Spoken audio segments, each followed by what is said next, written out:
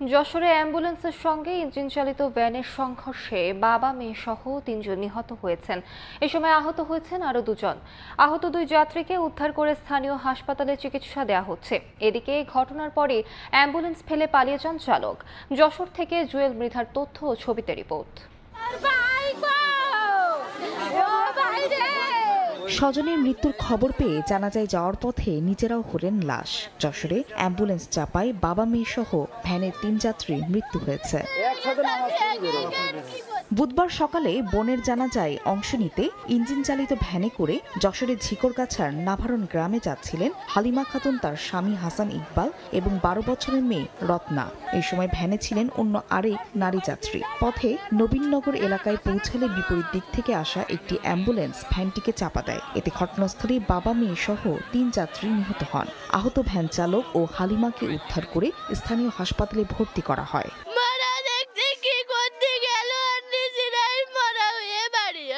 Ambulance গাড়ি puncture হয়ে গেছিল, চাকা মারা যাওয়ার পরে ওই গাড়ি কন্ট্রোল করতে পারেনি, তখন গাড়িটা মেরে দেয়। হাসানের মেয়ে মারা গেছে এবং ওনার ওয়াইফ 250 সোজা হসপিটাল যশোর মেডিকেলে চিকিৎসাধীন আছে, তার অবস্থা সংকটাপন্ন। ঘটনার পর অ্যাম্বুলেন্স ফেলে পালিয়ে যান চালক। 2 জন আহত, একজন প্রাথমিক চিকিৎসা নিয়ে বাড়ি চলে যায় আর একজন হাসপাতালে ভর্তি আছে। ঘটনার পরপরই অ্যাম্বুলেন্স চালক পলাতক। আমাদের অ্যাম্বুলেন্সটা বর্তমানে আমাদের হেফাজতে আছে। হতাহতদের গ্রামের বাড়ি ঝিকরগাছা উপজেলায়। সময় সংবাদ, যশোর। সময় সংবাদ আরও থাকছে।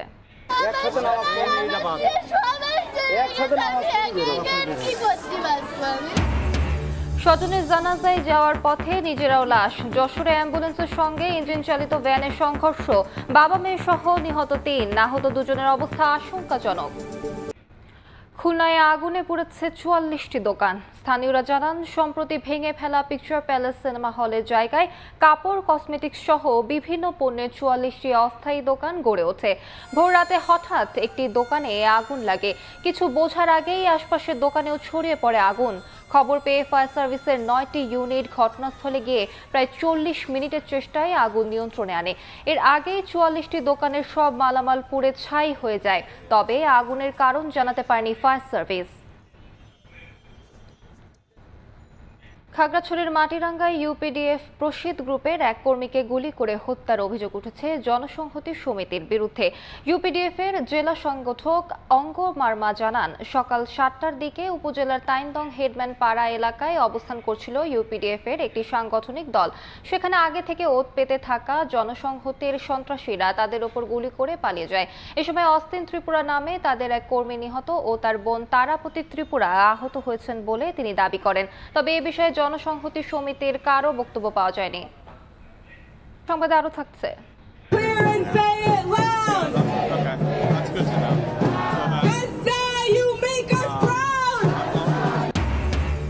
যুদ্ধবিরতির মধ্যেই গাজায় ইসরায়েলি হত্যাযজ্ঞে ক্ষোভে ফুঁসছে বিশ্ব। দেশে দেশে প্রতিবাদ। একদিনে 400 মানুষ হত্যার পর নেতানিয়াহু বললেন, অভিযান কেবল শুরু। বিস্তার নিয়ে নারায়ণগঞ্জে বিএনপির 2 গ্রুপের সংঘর্ষে গুলিবিদ্ধ হয়ে একজনের মৃত্যু হয়েছে। এ সময় আহত হয়েছে আরো 10 জন। পুলিশ জানায়, রূপগঞ্জের চনপাড়া পুনর্বাসন কেন্দ্রে আধিপত্য বিস্তার নিয়ে দীর্ঘদিন ধরে 8 নম্বর ওয়ার্ড যুবদলের সভাপতি মনিরের সঙ্গে একই ওয়ার্ডের স্বেচ্ছাসেবক দল নেতা রবিনের বিরোধ চলছিল। এরই জেরে মঙ্গলবার রাতে রবিনকে তুলে নিয়ে একটি অফিসে আটকে রেখে মারধর করে মনিরের লোকজন। বিষয়টি জানতে পেরে রবিনের লোকজন এসে তাদের ওপর হামলা চালায়। পরে অস্ত্রশস্ত্র নিয়ে দুপক্ষ সংঘর্ষে জড়ায়। এতে গুলিবিদ্ধ সহ 11 জন আহত হন। পরে তাদের উদ্ধার করে হাসপাতালে নিলে হাসিবুর নামে এক যুবকের মৃত্যু হয়। খবর পেয়ে বুধবার সকালে পুলিশ ও র্যাব সহ আইনশৃঙ্খলা বাহিনী যৌথভাবে চনপাড়া পুনর্বাসন কেন্দ্রের বিভিন্ন ওয়ার্ডে অভিযান চালায়। এ সময় বিপুল পরিমাণ দেশীয় অস্ত্র উদ্ধার করা হয়। দেশের বাইরের খবর। যুদ্ধবিরতির মধ্যেই গাজায় ইসরায়েলি হত্যাযজ্ঞে ক্ষোভে ফুঁসছে বিশ্ব। যুক্তরাষ্ট্র সহ ইউরোপ ও মধ্যপ্রাচ্যের বিভিন্ন দেশে লাখো মানুষ রাস্তায় নামে। তবে সমালোচনার তোয়াক্কা না করে উপত্যকাটিতে হামলা অব্যাহত রাখার ঘোষণা দিয়ে নেতানিয়াহু বলেছেন, অভিযান তো কেবল শুরু। স্থানীয় সময় মঙ্গলবার নিউ ইয়র্কের টাইমস স্কোয়ারে জড়ো হন শত শত মানুষ। যুদ্ধবিরতির মধ্যেই গাজা ইসরায়েলি হামলার প্রতিবাদ জানান তারা। হামলায় যুক্তরাষ্ট্রের মদত আছে দাবি করে ট্রাম্প প্রশাসনেরও কড়া সমালোচনা করেন বিক্ষোভকারীরা। এটি খুবই কৌশলগত হামলা, এটি একেবারেই অমানবিক, আমরা এর তীব্র নিন্দা জানাই। এটা আরো দুঃখজনক যে হত্যাযজ্ঞে যুক্তরাষ্ট্রের সমর্থন রয়েছে। আমরা চাই গাজায় জাতিগত নিধন বন্ধ হোক, আমরা শান্তি চাই। গাজা ইসরায়েলি হামলার প্রতিবাদে ফ্রান্সও বিক্ষোভ করেছে সাধারণ জনগণ। রাজধানী প্যারিসের প্লেস দি লা রিপাবলিক এলাকায় জড়ো হন হাজারো মানুষ।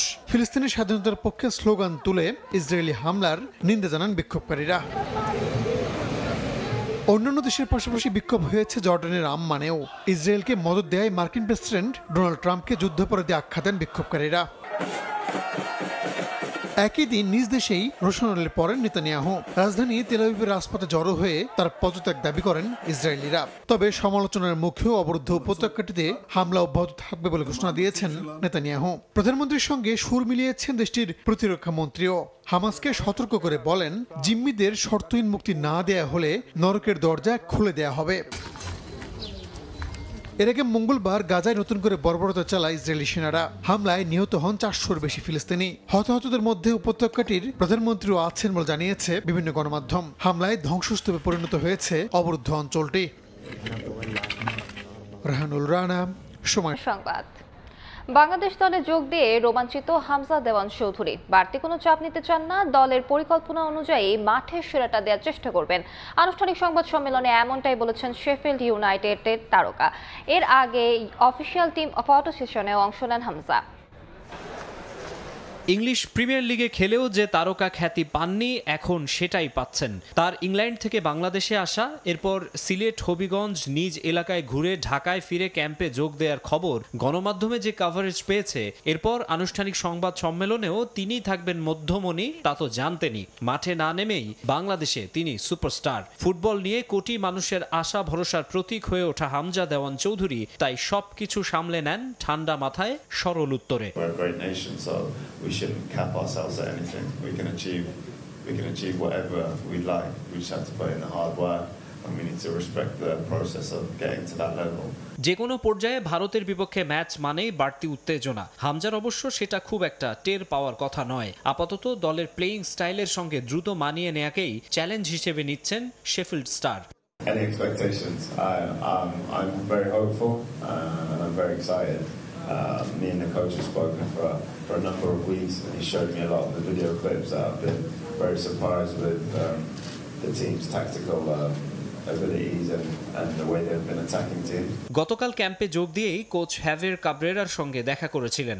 সকালে পুরো টিমের সঙ্গে সেরেছেন পরিচয় পর্ব।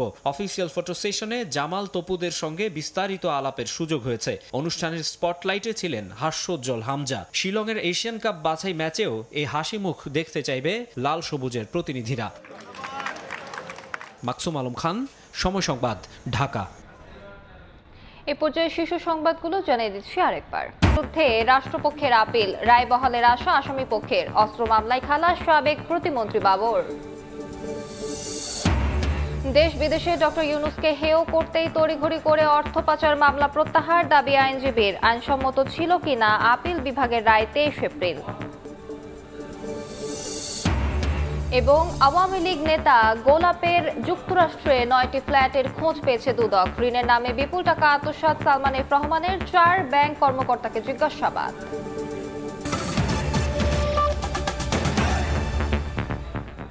এ ছিল সময় সংবাদে, সঙ্গে থাকুন সময়ের।